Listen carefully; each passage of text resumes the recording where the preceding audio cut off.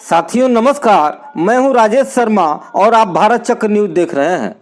VD Savarkar ने अपनी किताब हिंदुत्व हु इज हिंदू 1923 में हिंदुत्व के 3 लक्षण बताए हैं।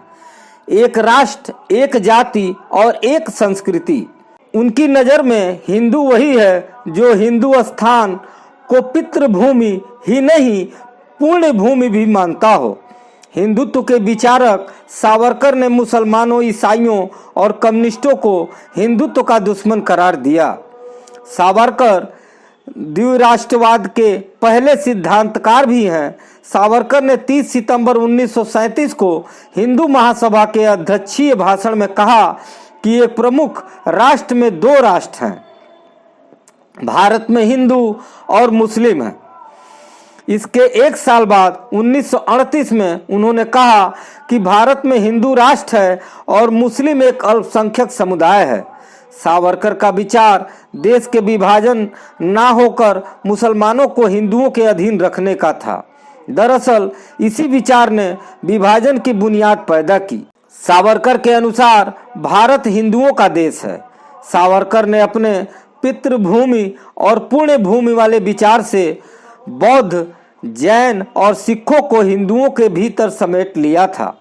वस्तुतः सावरकर बौद्ध, जैन और सिख धर्म को हिंदू धर्म के संप्रदाय मानते हैं, स्वतंत्र धर्म नहीं।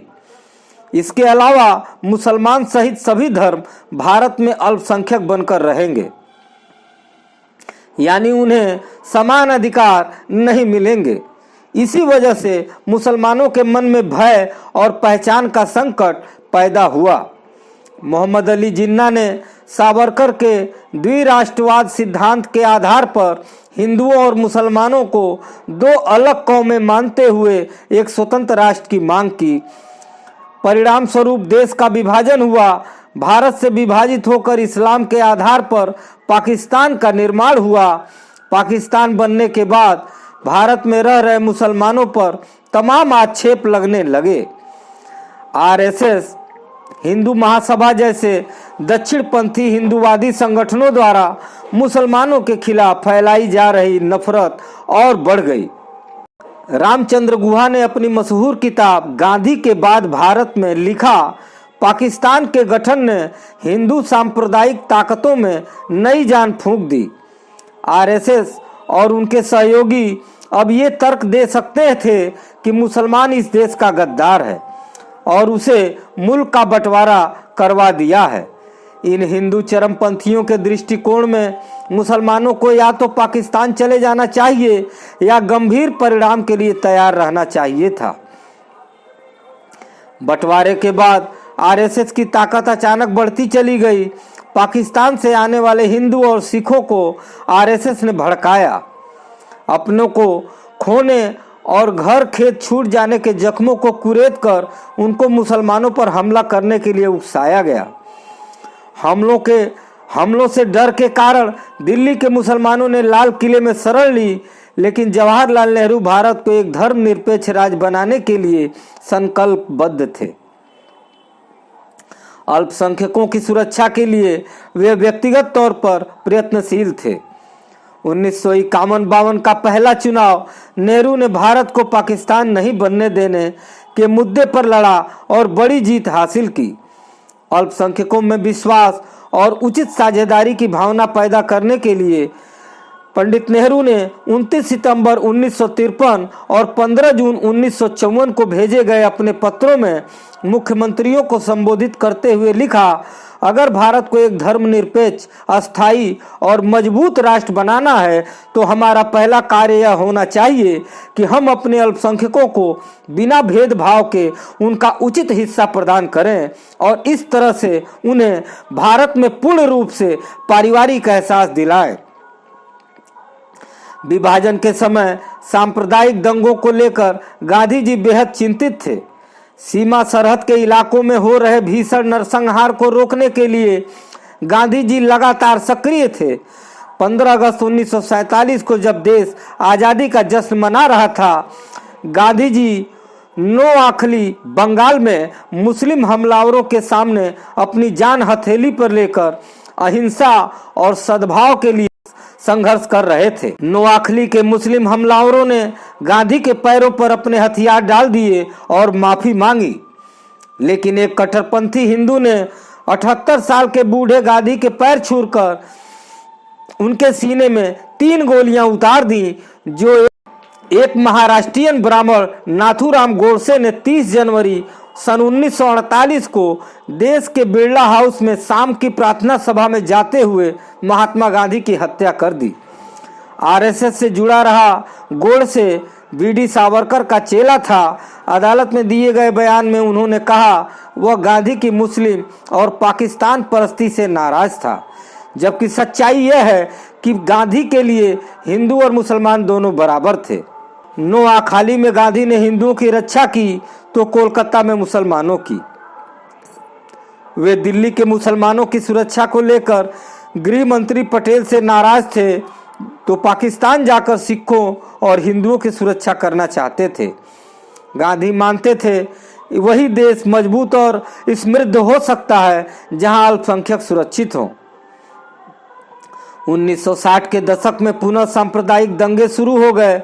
1980 के दशक में शुरू हुए राम मंदिर आंदोलन ने मुसलमानों के खिलाफ नफरत का गुब्बार पैदा किया। मुसलमानों को आक्रमणकारी, हिंदू विरोधी, मूर्ति भंजक और सांप्रदायिक बताकर उनका पैशाचीकरण किया गया। मुस्लिम राजाओं के शासन को इस्लाम के काल के रूप में दिखाया गया, जबकि सच यह है कि वे हिंदू और सिख या अन्य राजाओं की तरह ही शासक थे। हमलावरों ने राज्य जीते, इमारतें और धार्मिक स्थल भी तोड़े, लेकिन इसका संबंध धर्म से नहीं बल्कि सत्ता से था। एस गोपाल के अनुसार जब सिखों ने सरहद पर जीत हासिल की थी तो उन्होंने जानबूझकर सभी इमारतों को नष्ट कर दिया था, जिनमें मस्जिदें भी शामिल थी। यह सभी हरकतें केवल कट्टरपन का नतीजा नहीं थी। महमूद गजनवी ने अगर सोमनाथ मंदिर को नष्ट किया तो उसने मध्य एशिया में मस्जिदों को तोड़ा। कई धर्म के लोगों पर भारत में अधिकार स्थापित करने के लिए शासकों ने धर्म को अपनी जगह पर रखने के लिए मजबूर किया था। एक मराठा शासक ने नागौर में दरगाह की 5 मीनारों में से एक का निर्माण किया। एक मुस्लिम शासक मदुरई में मंदिर का दाता था और आरकोट का नवाब चिदम्बरम और तिरुपति के मंदिरों का रक्षक था।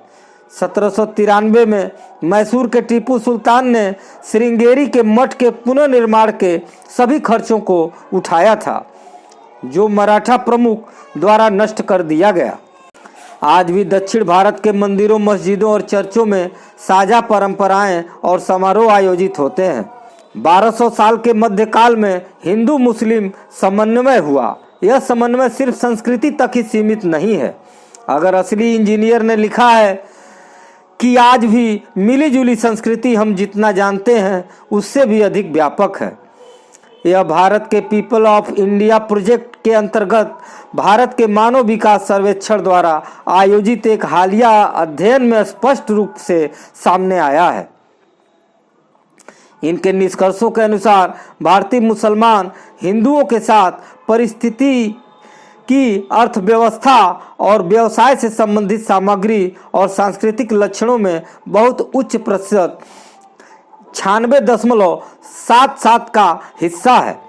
मुसलमानों और सिखों के बीच साझा गुणों का अनुपात 89.95% है और मुसलमान और बौद्धों के बीच यह 91.95% है। राम मंदिर आंदोलन में खुलेआम सांप्रदायिकता फैलाई गई। मुसलमानों को बाबर की औलादे कहा गया। भाजपा और आरएसएस के साथ विश्व हिंदू परिषद, बजरंग दल और शिवसेना तथा राजनीतिक मोहरे बने। उमा भारती और साध्वी सितंबरा जैसे अनेक साधु संतों ने मुसलमानों के खिलाफ जमकर विषमन किया। 6 दिसंबर 1992 को बाबरी मस्जिद को गिरा दिया गया। इसके बाद देश भर में सांप्रदायिक दंगे हुए, जिनमें हजारों लोग मारे गए। मरने वालों में अधिकांश मुसलमान थे। पॉल रिचर्ड ब्रास ने भारत में सांप्रदायिक हिंसा पर गहन अध्ययन किया है। 2004 में उनकी किताब प्रकाशित हुई जिसका शीर्षक है the production of Hindu Muslim violence in contemporary India. बाल ब्रास का कहना है कि भारत में दंगे भड़काने की एक संस्थागत प्रणाली है।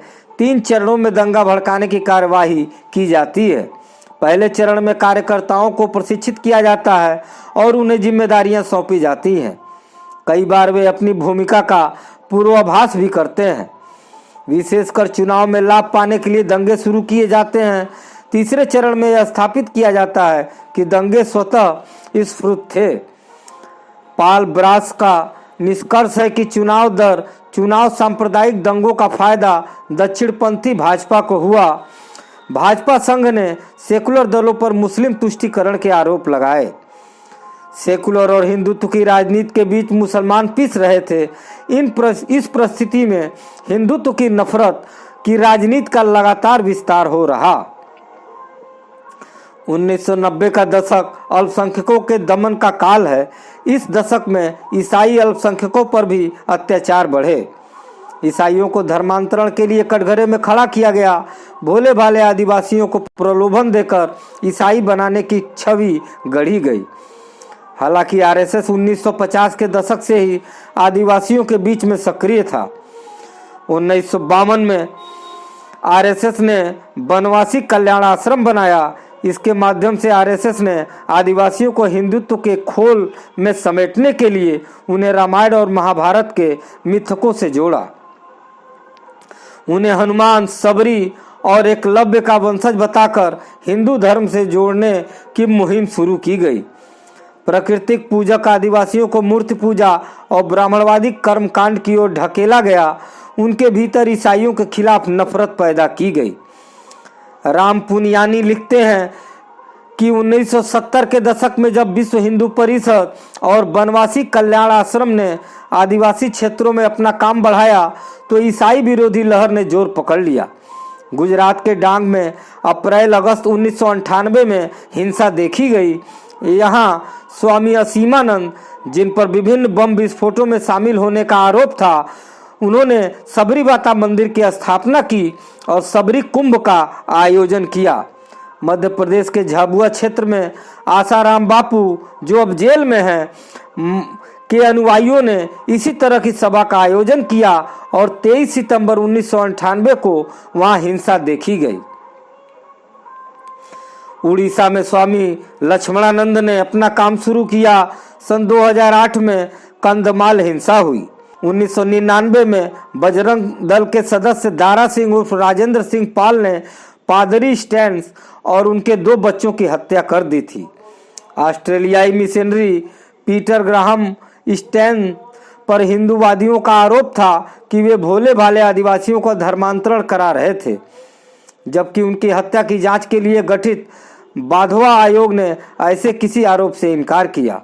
आयोग का निष्कर्ष है कि वे ना तो धर्मांतरण के काम में शामिल थे, ना ही क्योझर उड़ीसा में ईसाइयों की आबादी में कोई वृद्धि हुई। क्योझर वह इलाका है जहां फादर पीटर स्टेन्स कुष्ठ रोगियों की सेवा करते थे। न्यायमूर्ति बाधवा आयोग ने यह भी स्पष्ट किया कि देश की आबादी में ईसाइयों की तादाद बढ़ने के बजाय घटी है। 1971 में ईसाई देश की आबादी का 2.6% थे।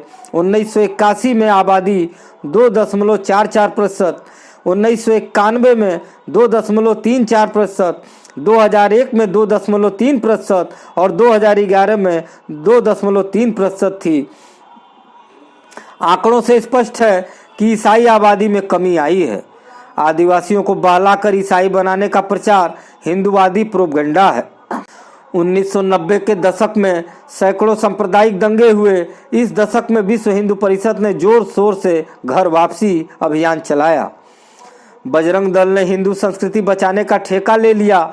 मुसलमानों के अलावा बजरंग दल के कार्यकर्ता हिंदू लड़के लड़कियों को भी निशाना बनाने लगे। नाटक, सिनेमा, किताब और चित्रों से आहत भावनाओं को बचाने की जिम्मेदारी शिवसेना, बजरंग दल और अखिल भारतीय विद्यार्थी परिषद जैसे संगठनों ने ली। इन संगठनों को संस्कृति कर्मियों, लेखकों, फिल्मकारों और चित्रकारों को धर्म के नाम पर धमकाने और सरेआम पीटने का लाइसेंस मिल गया। इस माहौल में मुसलमान अपने आप को बेगाना महसूस करने लगे। फिर एक नया पैटर्न शुरू हुआ। सन 2000 के बाद दंगों की जगह सामूहिक नरसंहार ने ले ली। 2002 में गोधरा ट्रेन आगजनी के बाद गुजरात में बड़े पैमाने पर मुसलमानों का नरसंहार हुआ। भाजपा शासित राज्यों में हिंसा की यह नई शैली विकसित हुई। इतना ही नहीं, सीमा पार के आतंकवाद की आड़ में प्रज्ञा सिंह ठाकुर, स्वामी असीमानंद, कर्नल पुरोहित जैसे हिंदुत्ववादियों पर आतंकवादी हमला करने के आरोप हैं। इन हमलों का मकसद मुसलमानों को बदनाम करना और उनको क्षति पहुंचाना था। समझौता एक्सप्रेस और मालेगांव जैसे हमलों में ज्यादातर मुस्लिम ही मारे गए। लव जिहाद, लैंड जिहाद, कोरोना जिहाद जैसे शब्दों के जरिए मुसलमानों का पैशाचीकरण किया गया। ईसाई चर्चों पर हमले हुए, ननों के साथ बलात्कार की घटनाएं सामने आईं। सरेआम मुसलमानों का नरसंहार करने की मुनादी की जाने लगी। मुस्लिम महिलाओं के बलात्कारियों का स्वागत किया गया। मुस्लिम महिलाओं को अपमानित करने के लिए सुल्ली बुल्ली ऐप बनाए गए। अल्पसंख्यकों के साथ खड़े होने वाले बुद्धिजीवियों को प्रताड़ित किया गया। मुसलमानों को पाकिस्तानी और आतंकवादी कहना आम बात हो गई। नफरती और हिंसक गिरोहों को कानून का कोई डर नहीं रहा। सत्ता उनके साथ खड़ी नजर आने लगी। इसी बीच CAA के जरिए मुसलमानों को दोयम दर्जे का नागरिक बनाने की कोशिश हुई। सावरकर का हिंदुत्ववादी एजेंडा देश पर थोपने के लिए बाबा साहब डॉक्टर आम्बेडकर के संविधान को हटाने की मुहिम छेड़ दी गई। 2024 के लोकसभा चुनाव में अब की बार 400 पार के नारों के साथ संविधान बदलने का एजेंडा बनाया गया। अल्पसंख्यकों को दूसरे दर्जे का नागरिक बनाना इनका लक्ष्य हो गया। लेकिन अंबेडकर और गांधी, नेहरू के विचारों और मूल्यों पर चलने वाले दलितों, आदिवासियों, पिछड़ों और अल्पसंख्यकों ने भाजपा को झटका दिया। इस चुनाव में देश के लोगों ने बता दिया कि अल्पसंख्यकों और दलितों, आदिवासियों को गुलाम बनाने की साजिश नहीं चलेगी। जिस राम मंदिर के नाम पर पिछले 3 दशक से मुसलमानों को निशाना बनाया जा रहा है, उस अयोध्या में भाजपा की हार हिंदुत्व की पूरी राजनीति की पराजय बन गई। आज की खबरों में बस इतना ही। कल फिर मिलते हैं देश दुनिया की बड़ी खबरों के साथ। आप देखते रहिए भारत चक्र न्यूज। नमस्कार, जय हिंद।